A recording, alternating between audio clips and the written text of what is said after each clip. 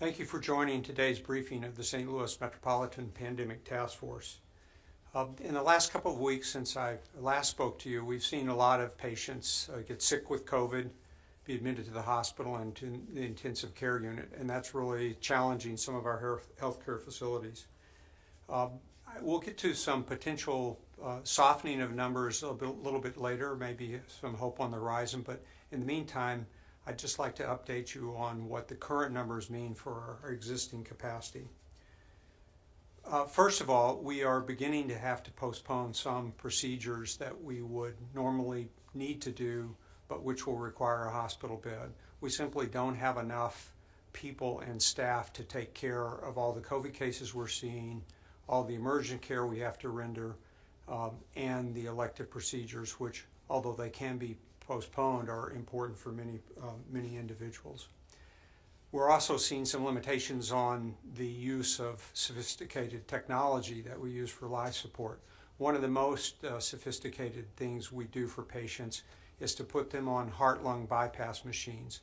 When the lungs are so damaged that you simply can't get oxygen into the blood, we divert the blood into machines that can put oxygen in the bloodstream and keep a patient alive until their lungs heal enough. Ordinarily, the St. Louis region is an area to which other hospitals send their patients who need this therapy called ECMO. That's an acronym that we don't need to go into what it stands for. But right now we are pretty much maxed out, and in fact we've had to send at least one patient out of the region to receive ECMO in another location. This is really pushing us to the limit, and is something that's going to impair our ability to take care of other patients. We are working as a region to try to make sure we use the same criteria for accepting ECMO patients into the St. Louis region, and increasingly we'll have to use those criteria if we need to send patients outside the region.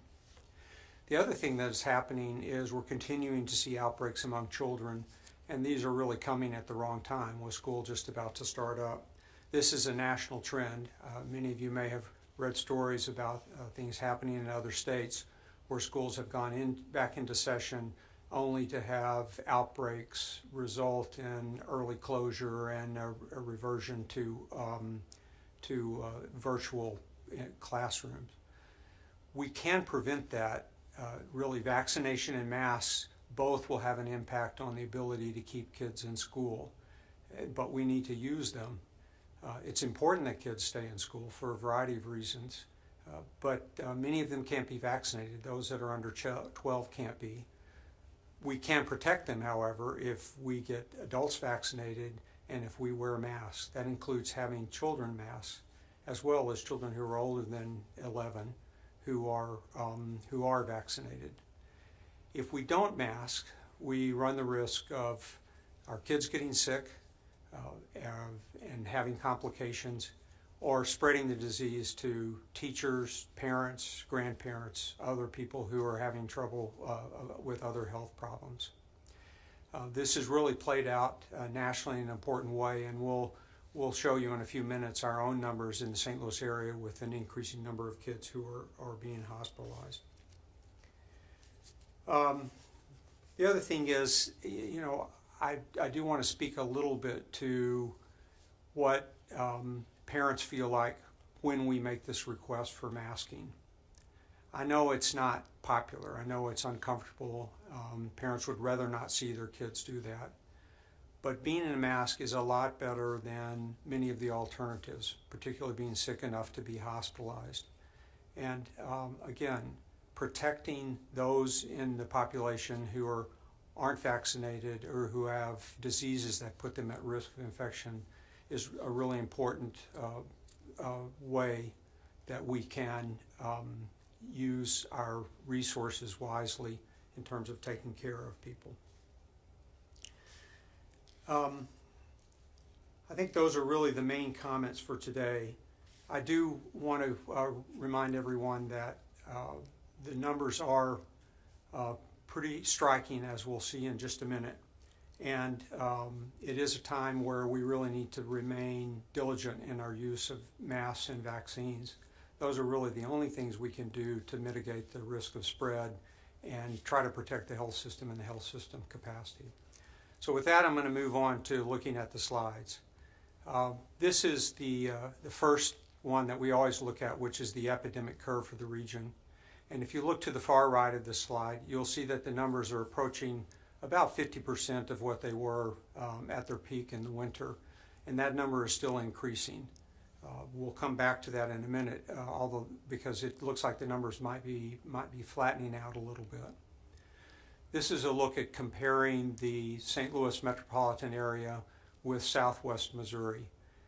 Again, these are corrected for the number of people in the region, so these are average numbers per 100,000 population, and the curves are fairly similar with some differences.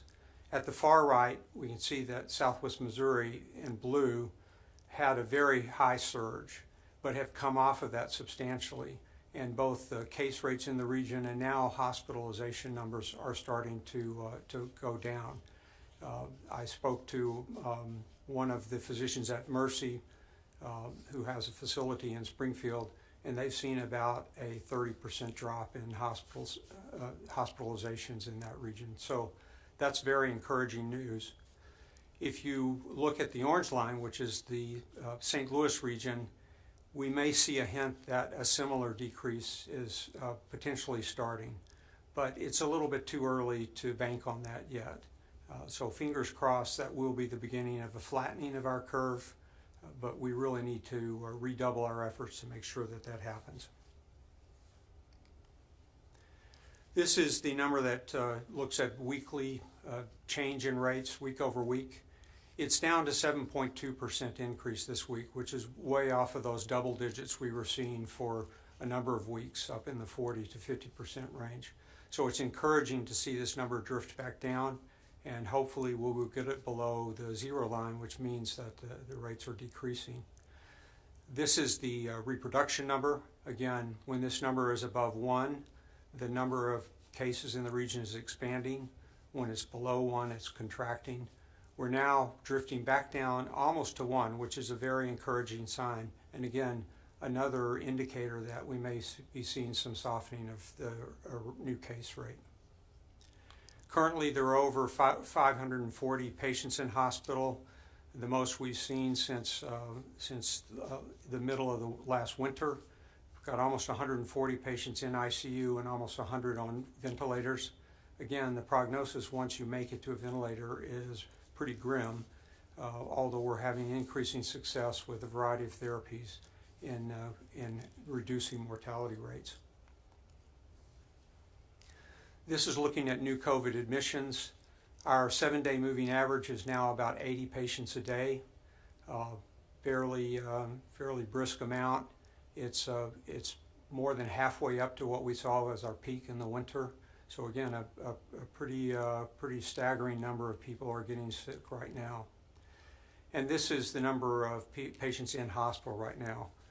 543, the number we've already seen, which is roughly the same as our 7-day moving average. Currently, somewhere between 15 and 20% of hospitalized patients have been fully vaccinated. So 80% fall into this category of unvaccinated, many of whom probably wouldn't have landed in the hospital had they received the vaccine. Among those who are vaccinated, most of them have some illness that compromises their immune system, or they're elderly. So very few people who are relatively healthy who are vaccinated are winding up sick enough to be in the hospital. We're also continuing to see pediatric patients. Right now we have over 20 in the 2 children's hospitals in the region, including 6 patients who are in intensive care. Again, many of these kids have other illnesses that put them at risk, but some of them are not very severe illnesses. So I don't want to leave the impression that a healthy kid can't get terribly ill with COVID. Projecting ahead, these are numbers that show the number of people we've had in hospital at any one point in the St. Louis Metropolitan Task Force hospitals. Each black dot is 1 day's worth of data. And the blue lines are models that we use to help us predict what's happening. You can see at the far right, the middle of the blue lines, the sort of middle blue, is our best guess about the trajectory we were on most recently. And the dark blue and light blue lines are sort of the outer bounds of our confidence in what that model is showing us. An important thing you may see in this is that the black dots are starting to fall below the middle blue line. And that's an encouraging sign that once again we may be seeing a little bit of a moderation in the increase in cases. This is the same set of numbers for intensive care units, and once again you see the ICU case numbers departing a little bit from what they had been most recently. Of course, our most important weapon for the long pull in terms of preventing COVID from dominating our life is to get vaccinated. And Missouri continues to lag the nation, as does the St. Louis region. The blue bars on here show the number of individuals or the proportion of individuals in the region who've been fully vaccinated, over 50% nationally, but just above 40% more in Missouri and in our region. The orange bar shows additional people who've had at least one dose of vaccine. Many of those will go on, of course, to complete their series, although some will not. This is a reminder that the case rates for the region reflect only a general number of vaccinees. The graphic on the left shows county by county in Missouri Region C, which includes the traditional metropolitan area plus a few of the outlying counties. And the vaccination rates vary significantly from the most heavily vaccinated counties, St. Charles and St. Louis County, to those who are least vaccinated, Perry County, Pike County, and the like. The graphic on the right shows vaccination rates by zip code. And again, you can see there's an even more subtle perspective underneath, again showing that St. Louis City and North County have lower vaccination rates than the surrounding St. Louis County, and that corridor through the middle of the region where there's relatively high vaccination rates. In terms of bed capacity, we have about 11% of ICU beds in the region are occupied with COVID cases, and about 20% or a little over 20% of our 11% of our normal hospital beds and 20% of our ICU beds. That's really getting to a fairly critical level. We don't usually have 20% vacancy in our ICUs. So this means by default that some patients that we would like to put in intensive care, we may have to put in other units, or we may have to back off on doing procedures that are likely to require ICU care. So these numbers should give everyone pause in terms of thinking about the impact on the healthcare system. We discharged 89 patients yesterday, bringing our total discharges to over 25,000 since COVID began in the 4 pandemic health systems. And that's great news. But in addition to those, there's over 2,400 patients who weren't so lucky who've died. And once again, I'll remind listeners that this is only about half of the deaths overall in the region. So more than 5,000 individuals have lost their lives in the St. Louis metropolitan area. The most disconcerting thing about this graphic is that rise at the right end, showing that our 7-day moving average is now up to 10 deaths a day. So that's still well below where we reached with our peak last December, but it's a disturbing number that we continue to watch and hope that it flattens out. That concludes the run through the numbers and the overall comments. We have a number of questions that were sent in, and so I'll run through those quickly and give answers as best I can. So the first question says, Missouri ranks 4th worst in per capita COVID-19 deaths over the past 7 days. Is the Delta variant proving more deadly than the winter outbreak? And is there any indication when we can expect the number of deaths to start to decline? There is some debate about whether Delta is more severe. Data from other countries has suggested that the risk of dying from Delta may be about twice what it was with the previous variants. But there are other data that have not been as clear-cut. The thing that's happening with Delta is it's so much more transmissible that the rates in some regions have passed where they were in the winter. And so the total number of deaths may well equal or exceed what they've seen before. But I do also think that we have done a fairly good job of vaccinating the highest risk individuals, and our mortality rates may not get quite as high as they were before. We can only hope that'll be the case. Next question. Are we seeing a big increase in the number of kids hospitalized or in the ICU compared to earlier this year? And the short answer to that is absolutely. We're clearly seeing more kids hospitalized and in ICU. Whether this is because Delta is more severe for kids, as I mentioned with adults, it's not really clear. But there are so many more kids being infected that inevitably is going to result in more kids being hospitalized. Next question. The daily data from the task force has consistently shown about 15% of patients hospitalized with COVID are fully vaccinated, 17% yesterday. Can you talk generally about who these patients are and why they are ending up in the hospital with breakthrough infections, and what can be done to help keep them out of the hospital? Well, I've mentioned this a little bit.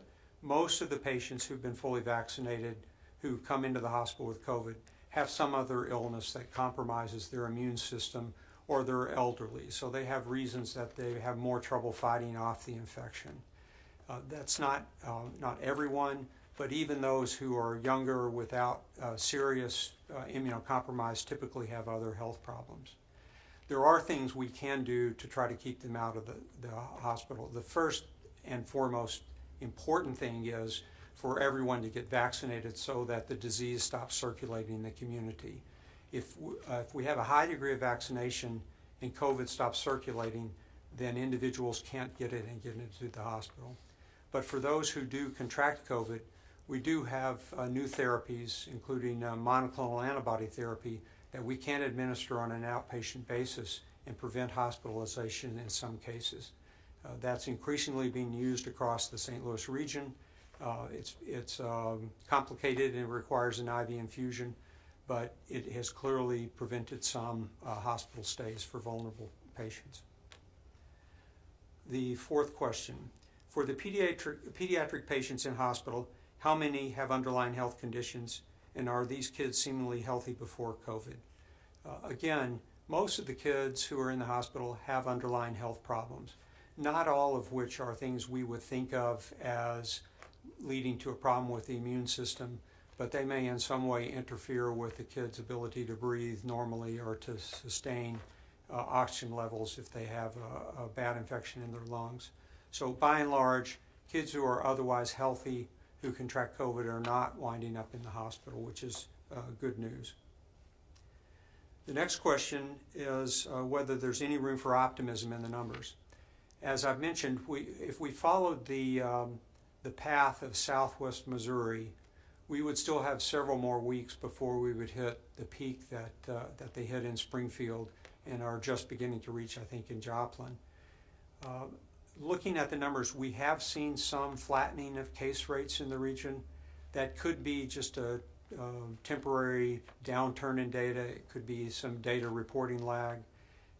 But over the next week or so, we'll get a chance to see if indeed the masking and other steps we've taken are having the impact that we expected. I'm cautiously optimistic that the steps we've taken have started to make a difference. Is there a red line or metric that would trigger the cancellation of elective procedures? And how close are hospitals to having to take that step? Well, as I've already mentioned, some procedures are already being postponed. If we see a flattening of rates now, that probably won't result in a lot of delays. But if we continue to see the rise that would be parallel to what was experienced in Southwest Missouri, we'll see increasing numbers of procedures that have to be put on the back burner for some time. There are a number of questions about boosters, and of course that's been a hot topic just over the last couple of days. There's been mention in the press that the Biden administration is considering recommending boosters for all individuals. That has not happened yet, although I expect there will be some such recommendation anytime. How will current vaccine hesitancy get overcome now that boosters are being recommended for those who have already been vaccinated? Well, it would be a mistake to think that because of a booster, that's evidence that the vaccines don't work.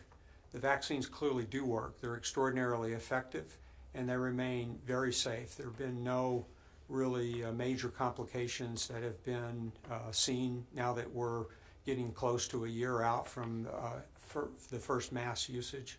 So I think vaccines are still very safe and very effective. The need for a booster is something that many anticipated, and it's certainly not different from what happens with the influenza.